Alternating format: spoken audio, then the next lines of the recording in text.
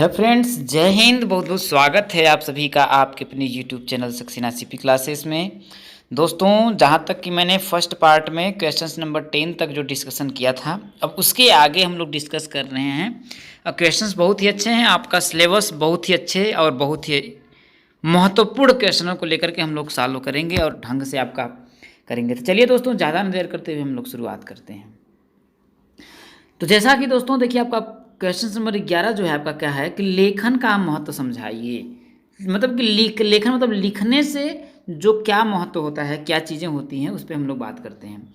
तो देखिए, सबसे पहला चीज़ ये है कि लेखन से बच्चों की अक्षर बनावट में सुधार होता है, जिससे बच्चे सुंदर हस्तलिपि में लिख और सीख जाते हैं। जैसे छोटे छोटे बच्चों को देखे होंगे कि पहले जब छोटे छोटे हम लोग थे तो आपको क्या किया जाता था दोस्तों, सुलेख लिखवाया जाता था, आलेख लिखवाया जाता था। तो उससे क्या होता है कि अक्षर की बनावट में क्या हो जाता है, सुधार होता है, जिससे बच्चे क्या होते हैं, सुंदर हस्तलिपि में अपना लिखना क्या होते हैं, सीख जाते हैं। दूसरा चीज़ क्या होता है दोस्तों, लेखन से बच्चों में बौद्धिक क्या होता है, उनका बौद्धिक विकास होता है, इस बात का ध्यान रखिएगा। तीसरा चीज़ कि लेखन से बच्चों के शब्द भंडार में वृद्धि होती है। जैसे कोई सी चीज़ को हम लोग लिख करके अगर पढ़ते भी हैं तो उसकी शब्द भंडार में वृद्धि होती है और हमें लॉन्ग टर्म के लिए याद हो जाते हैं। चौथा है दोस्तों कि लेखन से बच्चों में मात्रात्मक त्रुटियां कम अथवा समाप्त हो जाती हैं। तो ये बात भी सही है कि अगर आप लिखते हैं लगातार कंटिन्यू अगर आप लिखते हैं तो आपको शुद्धता का जो होता है आपको अच्छी तरह से ज्ञान हो जाता है और बहुत कम का ना मात्र के बराबर आप क्या होते हैं, गलती करते हैं। तो त्रुटियां भी क्या हो जाती हैं, हमारी दूर हो जाती हैं। और पांचवा ये है कि लेखन से बच्चों की भाषा में एक रूपता आती है। लिखने से बच्चों के अंदर भाषा में क्या होती है दोस्तों, एक रूपता आती है। और क्या है अपना देखिए कि जब बच्चे किसी वस्तु को लिखते हुए पढ़ते हैं तो वह विषय वस्तु जल्दी से बच्चे सीख जाते हैं। पांचवा छठवां चीज़ क्या है, जब बच्चे किसी विषय वस्तु को क्या होते हैं, लिखते हुए जब वो पढ़ते हैं तो वह विषय वस्तु क्या हो जाती है दोस्तों, बच्चे क्या होते हैं देखिए, जल्दी सीख जाते हैं। ये बात मैंने आपको पहले बता दिया। अगला चीज़ कि लेखन से बच्चों को अपने देश की सांस्कृतिक और सामाजिक विरासत का ज्ञान होता है। ये बात भी सही है कि अगर बच्चा कंटिन्यू अगर लिख रहा है तो उससे क्या होता है, उसके देश की जो संस्कृति है और सामाजिक जो है उसका विरासत का क्या हो जाता है, उसे ज्ञान हो जाता है दोस्तों।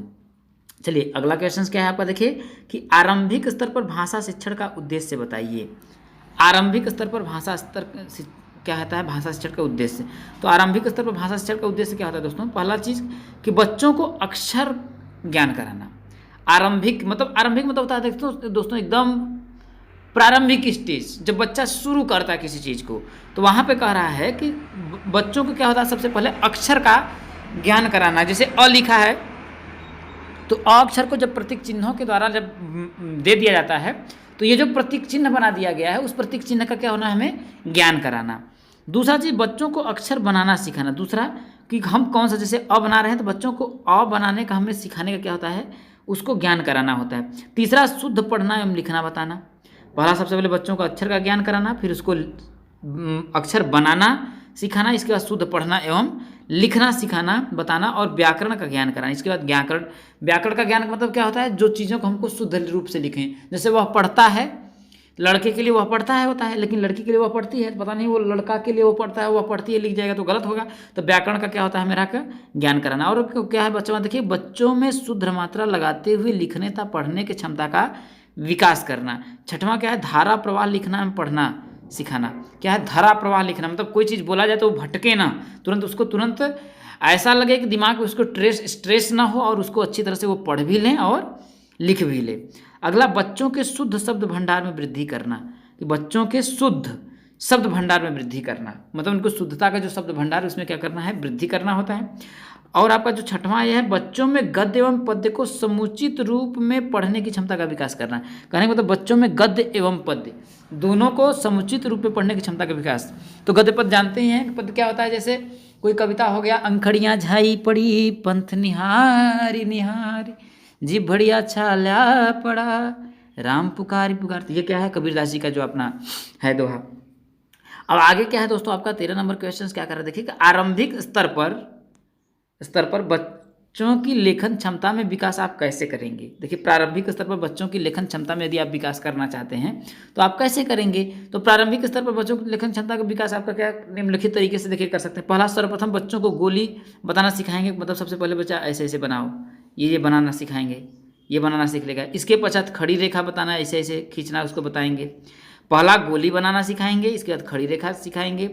अब देखिए खड़ी रेखा के बाद पड़ी, आड़ी, तिरछी रेखाएं, मतलब ऐसे ऐसे, मतलब उसको सीखना क्या करेंगे दोस्तों, बताना चाहिए एक एक चीज़ों को। इसके बाद क्या है दोस्तों, अक्षर निर्माण के क्रम में सबसे पहले बच्चों को एक तरफा घुमावदार अक्षर सिखाना चाहिए। एक तरफा देखिए घुमावदार ऐसे ऐसे अक्षर क्या होना सिखाना जाए। इसके बाद दो तरफा घुमावदार अक्षरों को सिखाएं, मतलब एक तरफा सिर्फ घुमावदार हो अक्षर सिखाएंगे, इसका दो तरफा।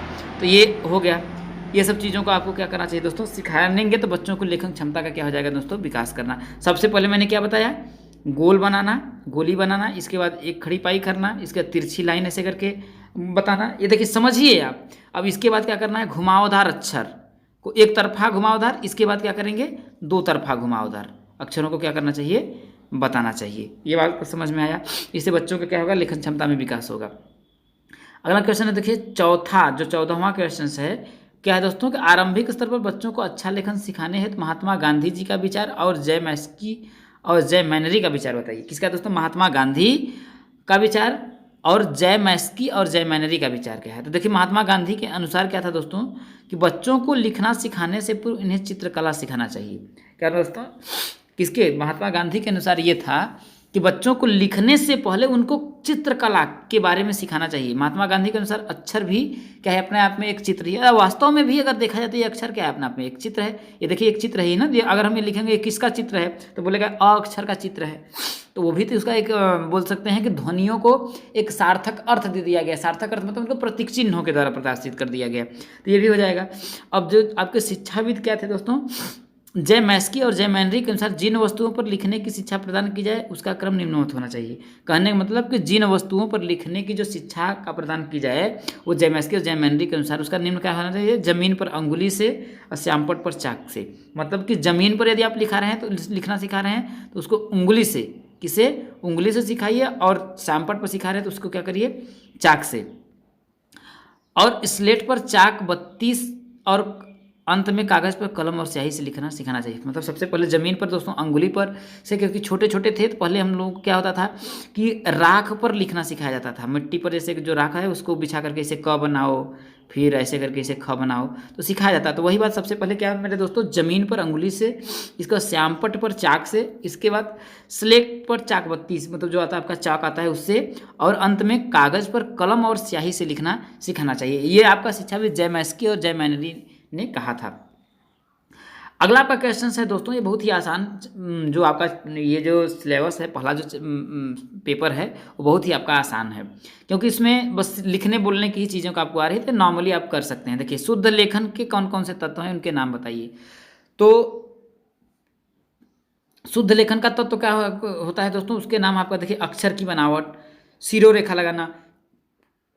सिरो रेखा क्या होता है दोस्तों, सबसे पहले मैंने क लिख दिया, ठीक है, इसके ऊपर ये जो मैंने रेखा, ये वाला देखिए जो मैं लगा रहा हूँ, ये क्या होता है आपका सिरो रेखा होता है।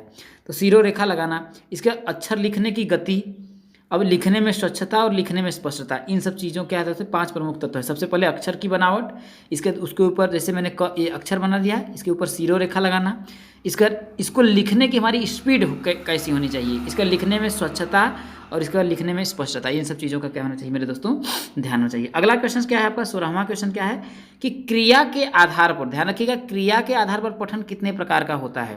तो देखिए क्रिया के आधार पर पठन दोस्तों आपका 2 प्रकार का होता है। एक होता है सस्वर पठन और एक है मौन पठन। मतलब कि देखिए क्रिया के आधार पर, जैसे वाचन आप जानते हैं सस्वर वाचन, मौन वाचन, उसी प्रकार से पठन भी होता है।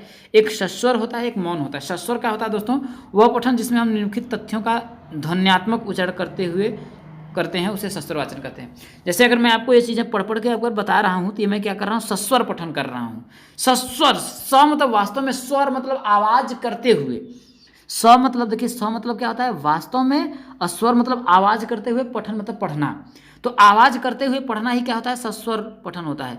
और मौन पठन क्या होता है, मैं चुपचाप होकर के पढ़ूँ, कुछ भी ना बोलूँ, मैं सिर्फ पढ़ता जाऊँ, तो मौन पठन होता है। देखिए वह पठन जिसमें हम लिखित तथ्यों का ध्वन्यात्मक उच्चारण नहीं करते, मौन पठन कहलाता है। मतलब कि हम बोलते नहीं, बस उसको पढ़ते हैं, दिमाग में पढ़ते हैं।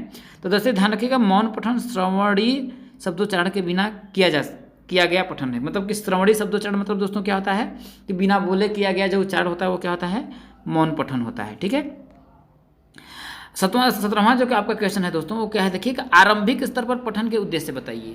तो आरंभिक मतलब होता है प्रारंभिक स्तर पर। तो प्रारंभिक स्तर पर क्या है दोस्तों, छात्रों को शुद्ध उच्चारण करना सिखाना। पहला जो आपका पठन यही होता है कि छात्रों को शुद्ध उच्चारण करना सिखाना चाहिए। दूसरा, छात्रों के शब्द भंडार में वृद्धि करना सिखाना चाहिए। क्या होता है, शब्द भंडार में वृद्धि करना। और तीसरा जो है अभिव्यक्ति कौशल का विकास करना। चौथा, बौद्धिक विकास करना। और पांचवा, विराम चिन्हों का सही प्रयोग करते हुए पढ़ना। तो इन चीज़ों में देखिए आरंभिक स्तर पर भाषा शिक्षण के विकास हेतु जो उद्देश्य है, पहले छात्रों को शुद्ध उच्चारण करना सिखाना। दूसरा जो है छात्रों के शब्द भंडार में वृद्धि करना। तीसरा, अभिव्यक्ति कौशल का विकास करना। चौथा जो है बौद्धिक विकास करना। और पांचवा जो है विराम चिन्हों का सही प्रयोग करते हुए पढ़ना सिखाना चाहिए। अगला जो है आपका देखिए कि प्रवाहपूर्ण विधि से पढ़ने की क्षमता को उत्पन्न करना। प्रवाहपूर्ण विधि से पढ़ने की क्षमता का उत्पन्न करना यह है। इसके बाद भाषा कौशल में निपुण बनाना, भाषा कौशल में निपुण बनाना। और यह है स्वराघात एवं बलाघात का समुचित प्रयोग। देखिए स्वराघात एवं बलाघात का मतलब होता है किस पे हम कितना जोर लगाएं। क पढ़ना है तो हमें कितना जोर लगाना है, ख पढ़ना है तो कितना जोर लगाना है, यदि छ पढ़ना है तो कितना जोर लगाना है। तो इन सब चीज़ों का हमें क्या करना चाहिए, समुचित क्या का प्रयोग करना क्या होना चाहिए दोस्तों, करना सिखाना चाहिए। 18वां जो आपका क्वेश्चन है वो क्या है दोस्तों कि प्रारंभिक स्तर पर लेखन का उद्देश्य बताइए। तो प्रारंभिक स्तर पर लेखन का उद्देश्य क्या है दोस्तों, बच्चों के शब्द भंडार में वृद्धि करना। जब तक कि उनको शब्द भंडार में वृद्धि नहीं होगी वे लिखना नहीं सीख सकते, मतलब कि वो उतना अच्छी तरह से नहीं लिख सकते हैं। तो वही सबसे पहला चीज़ है क्या दोस्तों, बच्चों के शब्द भंडार में क्या करना, वृद्धि करना। दूसरा कि सुंदर अक्षर बनाने के लिए प्रेरित करना। सुंदर अक्षर बनाने के लिए प्रेरित करना मतलब सबसे पहले उनको ये चीज़ सिखाइए कि मतलब पूरा वो एकदम गोल जो है रहा है, एकदम लाइन क्या है अच्छी तरह से बना रहे हैं। जब ये बनाना सीख रहे हैं तो वही सब चीज़ों के लिए ये है, सुंदर अक्षर बनाने के लिए प्रेरित करना। तीसरा दोस्तों, मात्रा तथा विराम चिन्हों का समुचित प्रयोग करके लिखना सिखाना। क्या मात्रा तथा विराम चिन्हों का समुचित प्रयोग करके लिखना सिखाना।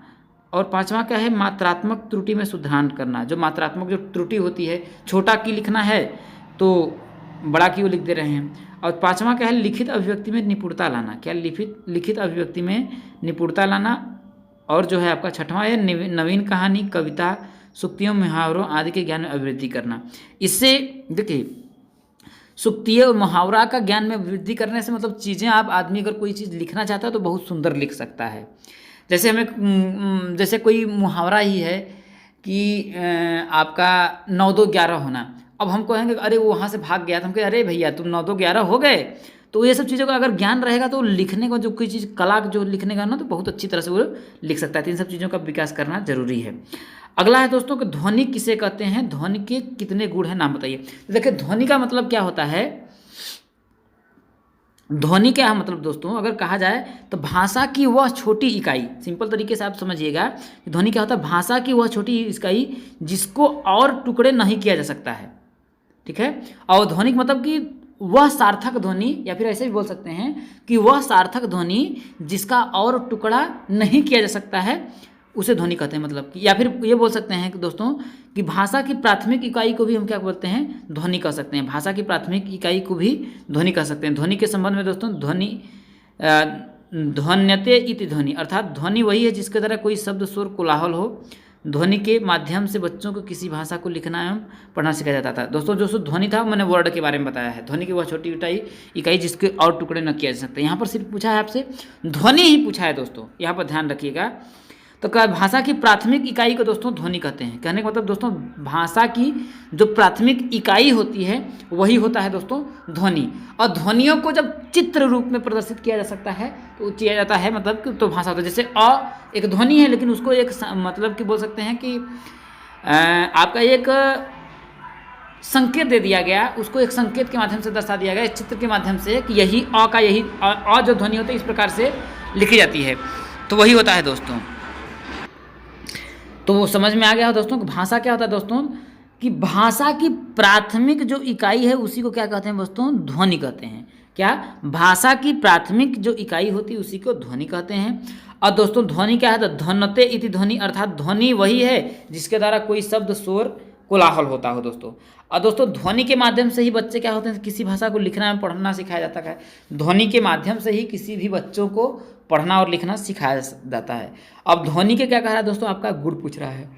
तो ध्वनि के दोस्तों 4 गुण होते हैं, एक मात्रा, स्वर, आघात और वृत्ति।